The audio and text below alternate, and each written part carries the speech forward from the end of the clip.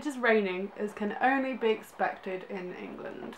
This is Clariel, the Lost Abortion by Garth Nix.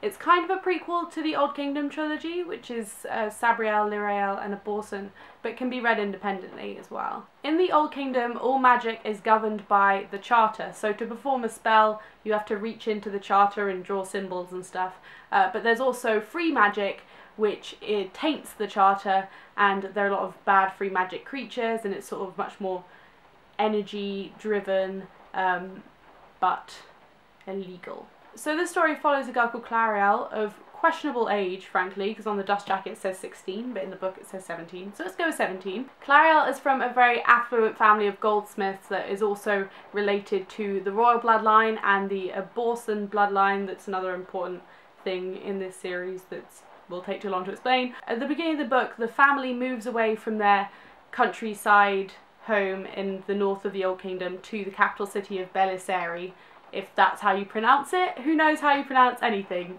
in this book. Clariel just wants to get back to the forest because she intends to live there and hunt and tend for nature and whatnot, and feels very oppressed by the city, so her goal is to escape all the time. But there's a really turbulent political situation at the moment, and she gets dragged into that, and there are lots of problems with free magic creatures, and that's basically what the book is about. I can't spoil it. I can't do anything more than that. I read Sabriel, Lirael and Abortion about a year ago, so it was really cool to come back to that world. It's a really great world, and to see it, I think 600 years before, it's just in a different stage. It's kind of broken by the time you get to Sabriel, but it's really nice to see it in a like happy, functional-ish light for a while. So I really enjoyed that aspect of the book, but I did feel like it was a bit rushed.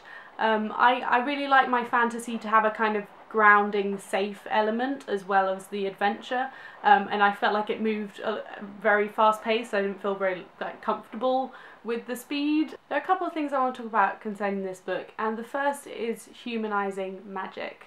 In this world it's very much Charter magic good, free magic bad, but you kind of get a lot of insight from Clariel's emotional experiences with dealing with her berserk rage, which is hereditary, but kind of leads to blurring the lines between good and bad magic, and you generate a lot of empathy for Clariel's struggle with that because it's much more of a grey area in this book. Also, cartography! Here's the map of the Old Kingdom, and this is the map of the capital city, Belisari. I freaking love maps. I think they're so essential in fantasy fiction because something that could be completely fantasy, really made up, you have a much more immediate connection with something visual like a map that you can follow and interpret yourself, and doesn't have to be consumed long form like a paragraph just describing the nature of the land. I think maps just immediately bring you closer to the story because you can imagine things outside the plot as well. You can imagine going to different areas of this map, and you can see how, as a world, there's more to it. This map is the same as the previous trilogy, but the Belisari city map is new, and it describes like where Clariel's house is and where the palace is and all of the walls, and you can just get a way better feel of what's going on in the plot through looking at the map. The last thing I want to talk about is challenging the formula of books. I absolutely hate, with a burning passion, I hate love triangles.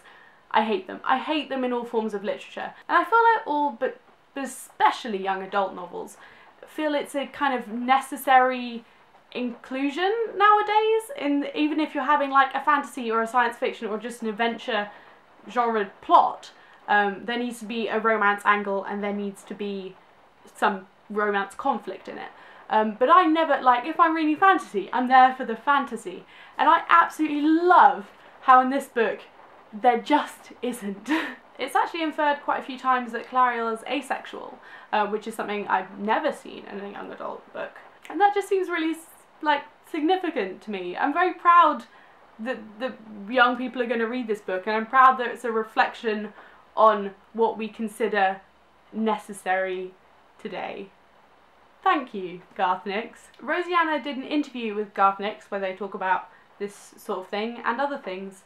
So if you want to watch that, click here. Read Clariel. I really enjoyed coming back to this world, and I look forward to future adventures in it. Bye.